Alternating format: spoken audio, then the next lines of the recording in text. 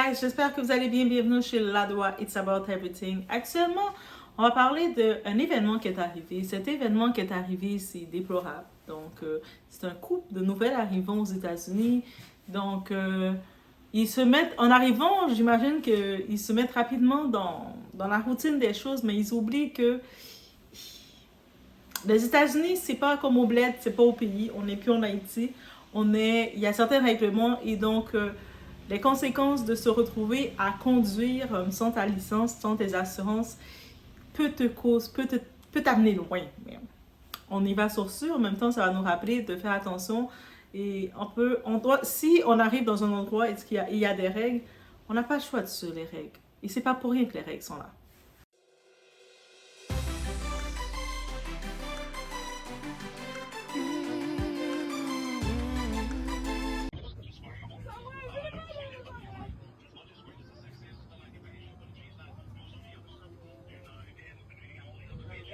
What happened? Run! Get out of here! This guy just crashed into Burroughs and Fries.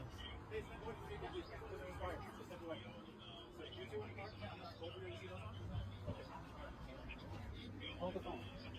Don't hang up. I got a free plate of food from Burroughs and Fries. Oh, the restaurant was closed, but I was able to walk in there and get some free food. It's your boy Buddha Bars, and I just got a free taco, rolled tacos, and a pollo asada with extra beans and sour cream.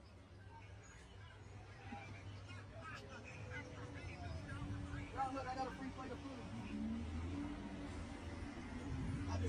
Donc oui, comme vous avez pu voir cette petite scène, donc on voit c'est un couple, ils parlent en créole, donc oui, d'haïtien, comme je vous ai dit dans l'intro, ils viennent d'arriver, je sais pas à quel point ils viennent d'arriver, mais oui, en regardant les commentaires, ça fait pas trop longtemps qu'ils sont là, donc j'imagine qu'ils n'ont pas encore eu le temps de finaliser leurs documents américains, donc peut-être mettre à jour leur permis de conduire, s'assurer de conduire, d'avoir des assurances, parce que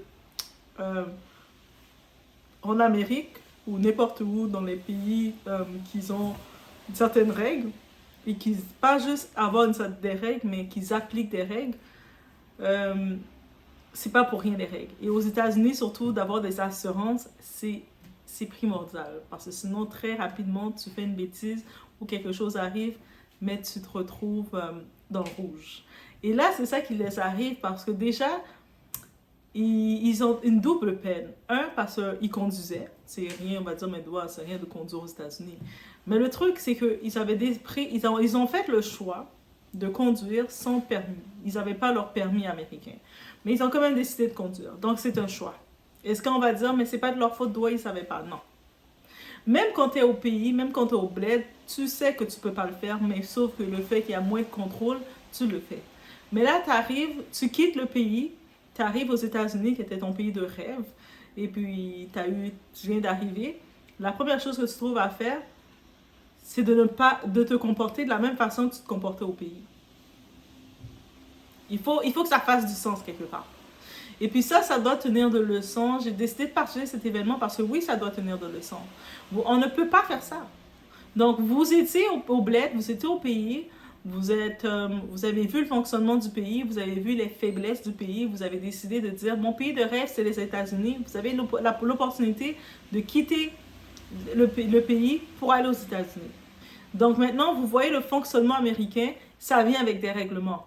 La moindre des choses comme humain que vous devez faire, c'est d'apprendre les règles. C'est pas maintenant, quand les conséquences sont là, qu'on pleure, oh my God, qu'est-ce qui est arrivé, je savais pas. Non! En 2024, on ne peut plus utiliser cette règle, je ne savais pas. En plus, tu conduis, déjà, tu sais que tu prends ton auto pour conduire sans permis. Le danger que tu es pour qui? Déjà, tu prends le truc de conduire sans permis. En plus de ça, sans assurance. C'est-à-dire que les assurances, là, c'est dans les deux sens. Surtout quand on conduit. Il y a le côté, l'assureur aussi que tu prends des deux côtés. Que soit que tu te fais frapper par quelqu'un, n'importe quoi, quelqu'un, une auto, une moto et tout, et de l'autre sens aussi, c'est dans les deux sens. J'essaie des fois dans les assurances autour, des personnes vont dire « Ah non, mais moi je vais juste prendre d'un côté, parce que ça coûte trop cher. » Mais quand il les arrive quelque chose, tu conduis, puis plus quelqu'un fonce sur ton auto, « Ah mais je t'ai pas assuré de ce côté-ci », là vous vous rendez compte. Soyez pas aussi aussi bête. Vous décidé de prendre le volant, soyez responsable complètement. Et là, maintenant, en conduisant, je ne sais pas qu'est-ce qu'ils avaient, s'ils étaient déconcentrés, s'ils avaient faim, ils parlaient. Je ne sais pas qu'est-ce qu'ils faisaient en conduisant. Ils ont foncé dans un commerce. Chose à ne pas faire. Ils ont foncé dans un commerce. Même moi, quand je conduis, je sais que j'ai ma vitesse très lente. Quand je conduis, on va me dire... je me rappelle, mon instructeur me disait, Doa, tu dois conduire un peu plus vite parce que les gens autour de toi vont être énervés avec toi. Moi, j'étais comme, laissez-les énerver, au moins je suis prudente. J'étais prudente. Quand je conduis, je suis prudente. Mais demain, ils sont comme ça, puis je suis là. Il y a un écureuil qui est là, on va le laisser traverser. Ça, c'est moi qui conduis. Donc, on ne veut pas Doa non plus sur la route parce que conduire trop long, ça va stresser les gens. Mais moi aussi, ça me stressait parce que d'avoir la main comme ça sur le volant et puis de regarder les écureuils qui marchent pour les laisser traverser, c'est compliqué ma vie. Mais, au-delà de ça, dans tous les cas, est-ce que je vais prendre une chance de vouloir aller conduire ou faire quoi que ce soit sans le permis? Je ne sais pas si déjà, ça veut dire que si je comprends, ils n'ont pas leur permis encore, qui est à jour. Ça veut dire que je ne sais pas s'ils viennent d'arriver parce que j'ai pu comprendre les commentaires encore une fois. Ils viennent du programme de Biden, qu'on appelle le programme d'immigration, qui vient en aide donc en Haïti, aux pays tels que Haïti, Venezuela. Ils viennent encore en aide à quel autre pays? Je pense que Salvador est dedans, je ne suis pas trop certain. Colombie est dedans aussi, oui, je pense que c'est Colombie qui est dedans. Bref, il y a ces pays-là qui sont dans le programme pour aide humanitaire qui peuvent justement avec l'immigration venir aux États-Unis. Là, tu as déjà, c'est une opportunité. Ce n'est pas un devoir que les Américains ont de le faire, c'est une opportunité. Là, tu arrives avec cette opportunité. Au lieu de t'assurer de bien faire les choses, tu dis, OK, tu étais dans ton pays, tu étais en Haïti, tu n'avais pas les opportunités. Tu rêvais d'être aux États-Unis. Tu es aux États-Unis, assure-toi de connaître, d'appliquer les règles de base. Ça veut dire que si ton permis de conduire n'est pas à jour à ce niveau, pourquoi tu vas aller conduire? Même si tu as ton ami, même si tu as un voisin qui dit « T'inquiète, tu peux conduire, on ne va pas le gérer. » Prends pas de chance. Tes documents ne sont pas à jour. Pourquoi aller prendre des chances inutiles? En plus, côté assurance, même le propriétaire de l'auto qui t'a prêté ça, il mérite aussi d'être dans le tort. Je sais pas, celui qui conduit et le propriétaire même, parce que l'assurance, est-ce qu'il a mis ton nom? Même, il ne peut même pas mettre ton nom, tu n'as pas de permis. Parce que même si quelqu'un achète une auto et tu décides, mettons, j'achète mon auto et je décide d'avoir les conducteurs qui vont conduire, je dois l'enregistrer. Les conducteurs aussi, on sait qu'ils sont assurés. Quand vous arrivez dans un gros pays qui a des fonctionnements, ils ont des règles. Ça veut dire c'est pas comme la même façon que vous êtes venu faire n'importe quoi ou vous avez fait n'importe quoi au bled pour pouvoir aller aux États-Unis, mais maintenant appliquer les règles américaines. C'est des dangers publics. Ça veut dire on traverse la rue en train de se promener siffler. En traversant la rue, on tombe sur un fou furieux qui n'a pas de permis, qui n'a pas rien et qui fonce sur des commerces comme ça. Et je ne sais pas à quel niveau, heureusement, ça n'a pas frappé, il n'a pas fait du mal à personne, autre qu'ils se sont fait peur à eux-mêmes. Mais j'espère que vous allez avoir peur. Mais derrière ça, là, maintenant, vous arrivez aux États-Unis, vous quittez le bled, vous arrivez aux États-Unis, le commerce, il va vous donner une âme, il va vous poursuivre. Vous êtes dans le rouge. Tu arrives, ton crédit est massacré. Tu viens d'à peine d'arriver dans le pays pour te donner une chance dans la vie.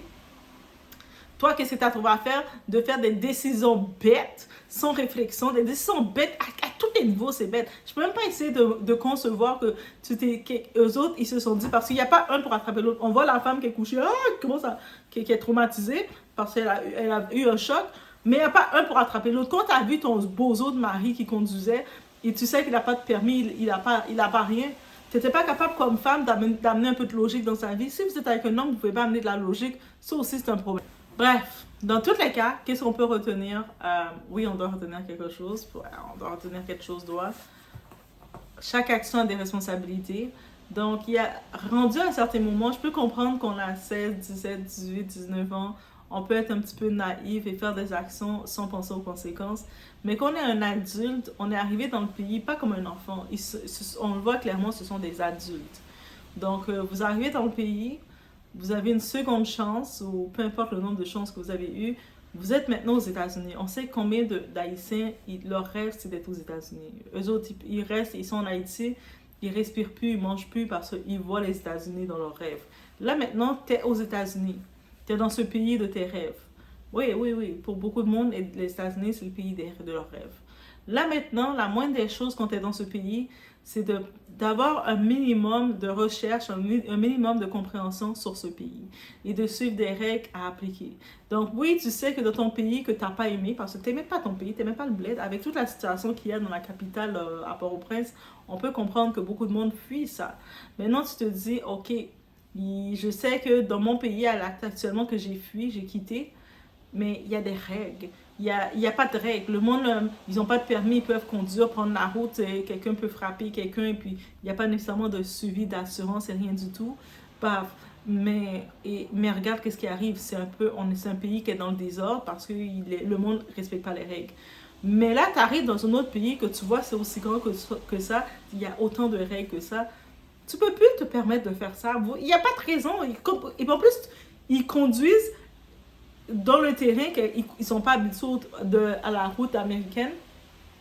Première chose qu'ils font, ils foncent dans un bâtiment, dans un commerce. Ah, bro! Et ils n'ont pas d'assurance. En plus, déjà, bienvenue. Eux autres sont dans le rouge en arrivant là. Bienvenue. Il y a maintenant, on regarde les hôpitaux américains. Et on sait, les hôpitaux là, si tu n'as pas d'assurance là, tu vas même faire une consultation américaine là. Et.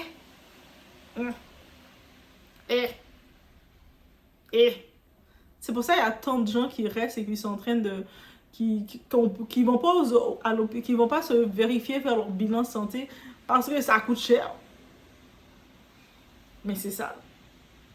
Là, ils se retrouvent endettés et là, maintenant, avec leur situation, ils sont au pays. Depuis quand ils sont là, leurs papiers qui viennent d'arriver, c'est à quel point que c'est. Ils se retrouvent avec un casier judiciaire. Est-ce qu'on va pas juste les retourner? Avec leurs bêtises qu'ils ont fait, on risque même de les retourner. Ou peut-être le conducteur seulement qui risque d'être retourné au pays. Et puis si la femme, elle a un peu de chance, elle reste, mais elle va rester bien endettée dans le rouge. Elle va travailler, donc le nombre de temps qu'il lui reste, c'est pour travailler, puis rembourser. Rembourser. Parce que je pense que le commerce et le sac vont vous faire payer. Ils vont vous faire payer. Donc, on ne prend pas ça comme exemple. Qu'est-ce qu'ils font, mais on prend ça comme... oui, on prend ça comme exemple à ne pas faire. On prend comme exemple à ne pas faire.